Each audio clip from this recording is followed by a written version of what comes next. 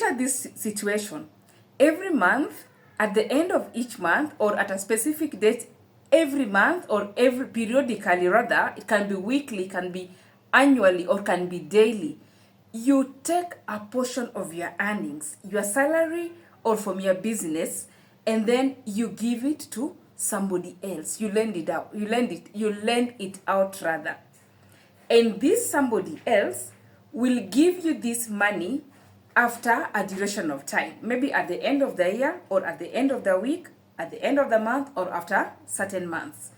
Now, that is exactly what I want us to discuss today. Merry-go-rounds, or Chama. What's a Chama?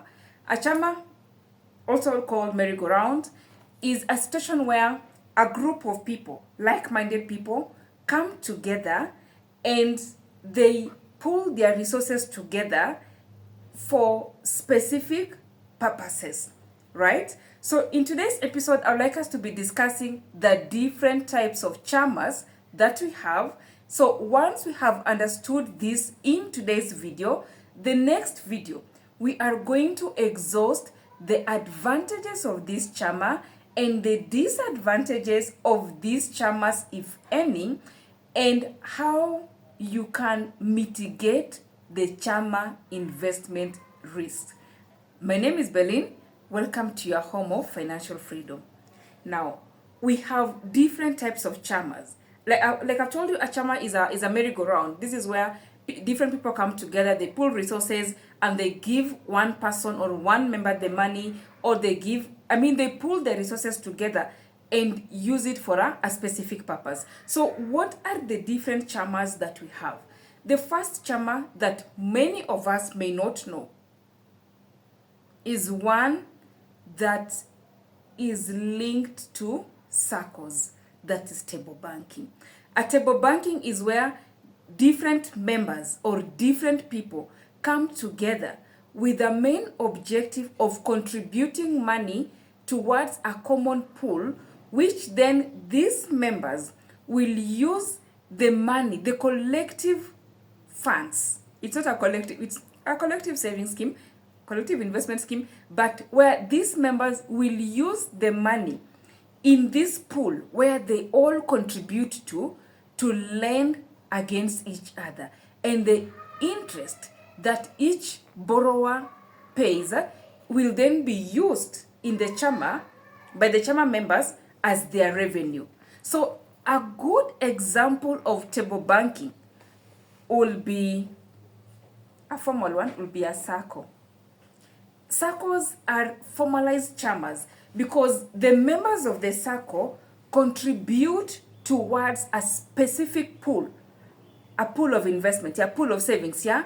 And then the SACCO uses these savings or these contributions to lend to the SACCO members. So similarly with table banking, the members of the chama contribute money periodically and then they lend this money towards each other. Now, the way that they'll be lending the money or the interest rates will be depending from one chama to the other chama.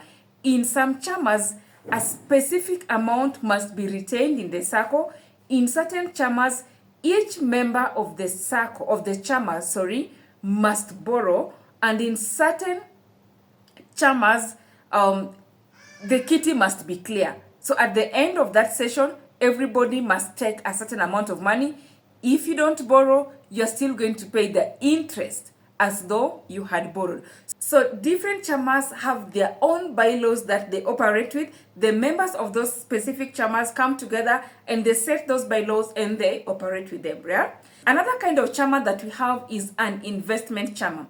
An investment chama is where different people come in together, they pool their resources together, and they use these resources to invest, right? So they can either invest collectively as a self-help group, or they can invest individually. For instance, you can be having a chama where it is for buying bonds. So different members, each month you buy a bond, or you buy an investment, or even shares. You buy shares for a specific member. So let's say every month you contribute, you are 10 members, and every month you contribute 10,000 shillings, and then that member, that will give you 100,000 shillings, right?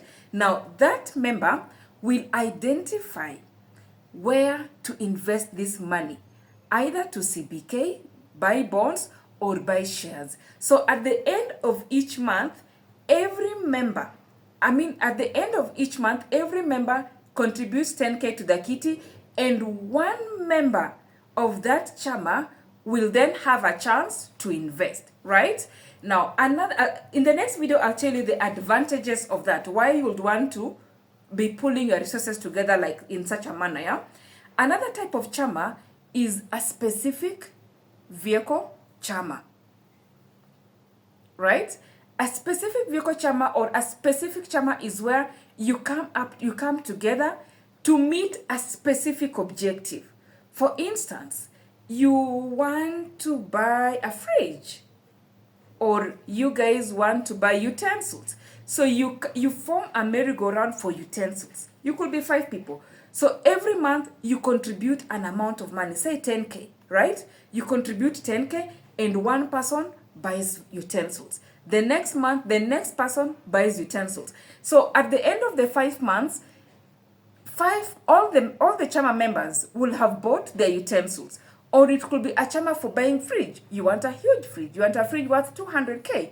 And you are 10 members. So at the end of each month, 200K divided by 10 is 20,000 shillings, yeah? So at the end of each month, each Chama member contributes 20,000 shillings towards a kitty, and all that money is given to one individual to go and buy their fridge. Or you can be forming a Chama for motor vehicles. At the end of each month, you buy a vehicle for one specific person. Of course, the amount is fixed. So you can have, like I've told you, an investment Chama. You can have a table banking Chama. You can have a specific specific purpose Chama. Now, the other Chama that we have is a hybrid Chama. A hybrid Chama is where you mix, it's a blend of these Chamas. For instance, you have a table banking, which is also an investment Chama. So in the table banking, the members borrow the members borrows from their savings or from the kitty, and a portion of that pool, of the funds in that pool, is utilized to invest either collectively, for the Chama, which then will have to have been registered for the Chama, or is given to one specific person to invest, and then the next round or the next session, it will be given to the next member. So we have different types of Chamas. And by then you can also come up with your own type of Chama, yeah? We have different types of Chamas that people or different sets of groups form up or come with to meet their own objectives. Are you in a Chama? What kind of Chama are you guys operating in? Now, you can also classify Chamas in 2 ways, yeah? We have the physical Chamas and the online Chamas. The physical Chamas is where known friends, myself, my sister, my cousin, or my colleagues at work, my former schoolmates, my church members, come together and form our Chamas, and then now go further down to the 4 types of Chamas that I've told you, right? Now, another type of Chama is where you have an online Chama, which has become popular, by the way. You have an online Chama where different people online, absolute strangers, come together and contribute money to give different people. More often than not, these online Chamas are mainly for merry-go-rounds and for investment and for specific purpose, yeah? So those are the different types of Chamas that we have. Even the online Chamas can have these 4 categories, right? So which Chama are you in? Have you ever been in any Chama? I'll tell you, status quo, I am not in a Chama, but I have ever been in an online Chama where my experience was actually not bad. It's good. It was with absolute strangers. Of course, before coming here to engage you guys, sometimes I have to dig my leg into these things so that whenever I am talking about anything, it is something that I have a first-hand experience in. I love that I give reviews are not hearsays of what people are saying in social media or whatever. I love that I give my first-hand experience. So yes, I have been in an online Chama with absolute strangers. I didn't have a bad experience, but in the next video, I will share with you my observation during the 1 year that I was in that investment, in that Chama. Sorry, it wasn't an investment group, yeah? Let me know in the comment section, are you in a Chama? Have you managed to meet any objective of your Chama? Have you? Let me know in the comment section. Share with us your experience and what you think about Chamas. If you are in a Chama, which of these Chamas are you in, or what is the structure of your Chama? As a matter of fact, do you know that we have commercial banks that have come up with a Chama product that offer Chama banking? Do you know that we have money market funds that offers Chama products where you can open a Chama account, a joint account?